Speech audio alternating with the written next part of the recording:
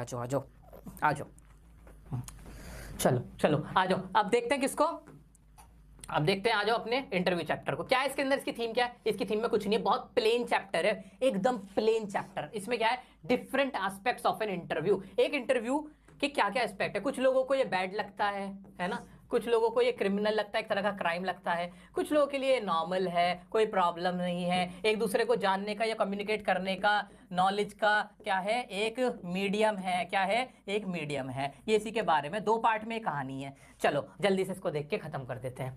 आ जाओ सर जी, आ जाओ आ जाओ, बड़ा मजा आ रहा है सर, बड़ा मजा आ रहा है। आ जाओ आ जाओ। कहाँ है मेरा इंटरव्यू, मेरा इंटरव्यू, मेरा इंटरव्यू कहाँ है?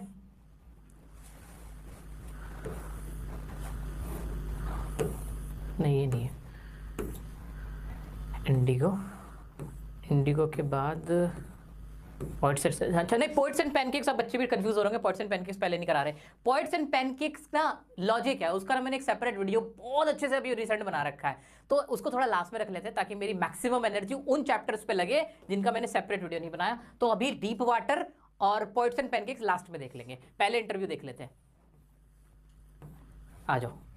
कोई दिक्कत तो नहीं ना किस बात से? किसी को दिक्कत तो होनी नहीं चाहिए, वैसे होनी नहीं चाहिए दिक्कत तो किसी भी तरह की। हम तो प्यारे बच्चे हैं सर के, हम तो बहुत प्यारे बच्चे हैं, बहुत अच्छे बच्चे हैं हम तो। अब तक हम देखो कितनी मेहनत से पढ़ रहे हैं। मेरे बच्चे, मम्मी बहुत खुश हो रही होंगी, आपके पापा बहुत खुश हो रहे होंगे कि बच्चा पढ़ रहा है डेडिकेटेडली। बिल्कुल हिम्मत नहीं हारनी है, वेरी गुड।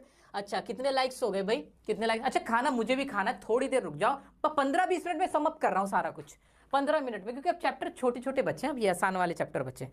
हाँ, वैलेंटाइन डे के दिन स्ट्रीम, अरे ये तो बेस्ट वे है ना वैलेंटाइन डे के दिन स्ट्रीम। क्यों? वैलेंटाइन डे प्यार के लिए, आपसे मैं प्यार करता हूं, बहुत सारा प्यार करता हूं, मैं आपके सामने खड़ा हो गया आके, और क्या चाहते हो? चलो चलो, हाँ सारे सब कुछ मिल जाएगा, डोंट वरी। 7K लाइक हो गए, थैंक यू सो मच। क्या जल्दी से हम इसको 7.5K कर सकते हैं? एक बार फिर से मैं आप लोगों से कहना चाहूंगा, जल्दी से इस लाइव सेशन को शेयर नहीं किया कर देना, लाइक नहीं किया कर देना, ये मैं आप पे छोड़ रहा हूं, आप देख लेना। चलो द इंटरव्यू चैप्टर, आओ शुरुआत करते हैं इसकी। भाई इस चैप्टर की थीम क्या? थीम तो मैंने आपको समझा ही दी है। इसमें सबसे पहले इंटरव्यू के बारे में बताया गया। क्या बताया गया? The author opens the chapter by giving a brief overview of the interview process and history. के इंटरव्यू की हिस्ट्री की बताता है कि कब से शुरू हुआ था। He mention that interviews have been a part of journalism for over 130 years. 130 साल से ना इंटरव्यू जर्नलिज्म का पार्ट है, इतना हमें याद रखना है। And that people have varying opinions about them, लोगों के इसमें डिफरेंट डिफरेंट ओपिनियंस है। It notes that people have varying opinions about the use of interviews, with some viewing it highly and other disliking the experience. He tells us that how the interview has become a vital arena in everyone's life and a source of truth. वही चीज हम जो पढ़ रहे थे कि interview किसी के लिए बेकार है, किसी के लिए अच्छा है, किसी के लिए सोर्स ऑफ इंफॉर्मेशन है, नॉलेज का सोर्स है, and for some it is just a crime, it is a punishment. The author highlights that an interview can leave a lasting impression and can sometimes change the opinion of a person, leading to the loss of their true identity. The author highlights that an interview can leave a lasting impression and can sometimes change the opinion of a person, leading to the loss of their true identity. कभी कभी क्या होता है कि ये एक ऐसा होता है कि जिससे प्रभाव छूट जाता है। बहुत अच्छा इंटरव्यू होता है, लोगों को हम याद रखते हैं कि हाँ भाई उसने इंटरव्यू में ये बात कही थी। किसी के लिए पूरी जो पहचान है वही खराब हो जाती है, उसके बारे में ऐसे रिवीलिंग फैक्ट्स हो जाते हैं, मिसकम्युनिकेशन हो जाता है। बाद में ही फिर क्या करता है writer? Sites example of famous celebrities who have criticised interviews and mentions. वो बताता है कि बहुत सेलिब्रिटीज है ना, वो इंटरव्यूज को पसंद नहीं करते। इसमें वो मेंशन भी करता है रुडियार्ड किपलिंग की वाइफ की डायरी, जिसमें वो अपनी डायरी में लिखती हैं कि कैसे 2 रिपोर्टर ने उनका दिन खराब कर दिया था और कैसे रुडियार्ड किपलिंग को इंटरव्यू बिल्कुल पसंद नहीं था, इंटरव्यू बिल्कुल पसंद नहीं था। For example Rudyard Kipling's wife wrote in a diary about how 2 reporters during the day in Boston, Kipling viewed interviewing as an assault that should be punished. Rudyard Kipling क्या मानते थे इंटरव्यू को? कि that is like a punishment. वो इसको assume करते थे एक punishment के तौर पे, एक assault, एक हमले के तौर पे। assault मतलब हमला। He also believed that a respectable person would never participate in either giving or asking for an interview. Kipling himself considered interviewing an assault and believed that it should be punished.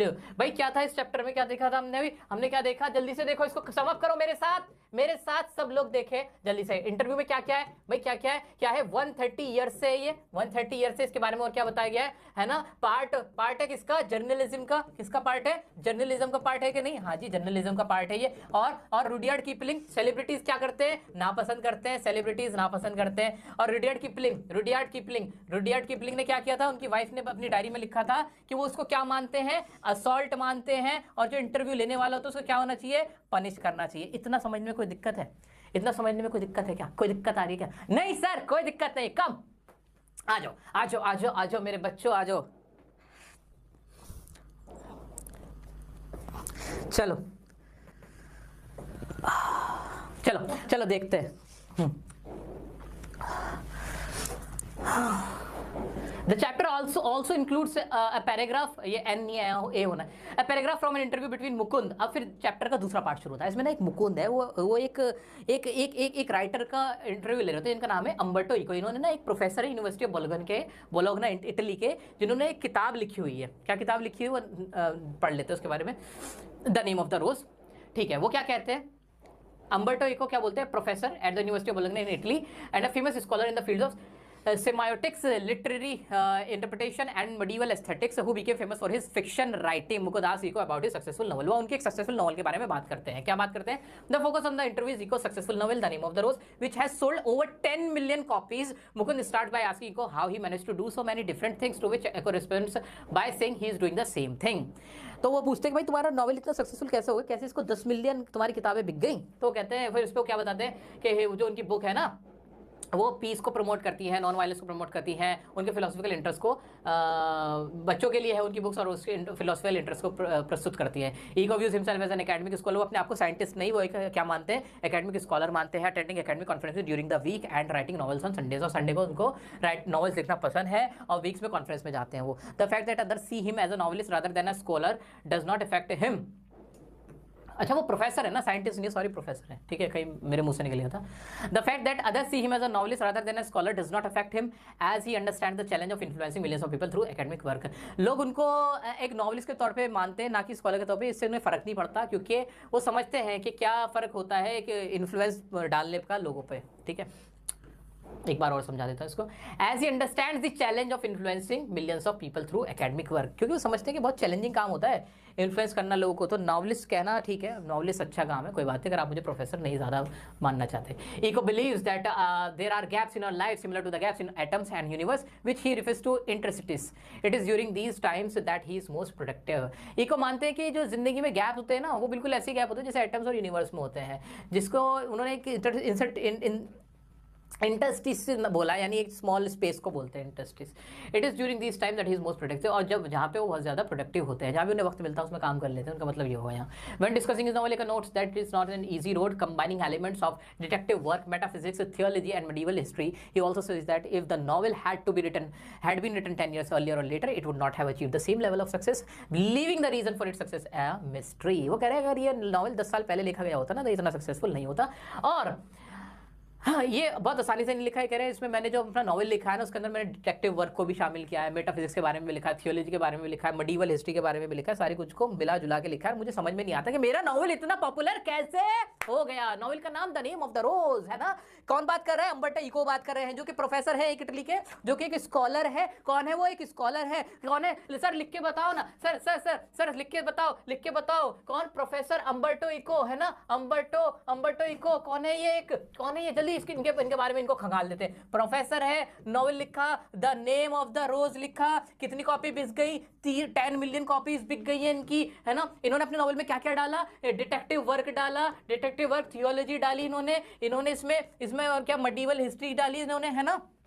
और इनका novel किसके लिए? Children के लिए है, non violence को जो promote करता है ना, और पीस को प्रमोट करता है। खुद को ये क्या कहलाना पसंद करते हैं? नॉवेलिस्ट कहलाना पसंद करते हैं। इनको खुद नहीं पता कि इनके नॉवेल को इतनी सक्सेस कैसे हासिल हो गई। अगर वो 10 ईयर्स पहले लिखा जाता तो वो शायद सक्सेसफुल ना होता। ये पूरी कहानी है इंटरव्यू चैप्टर की।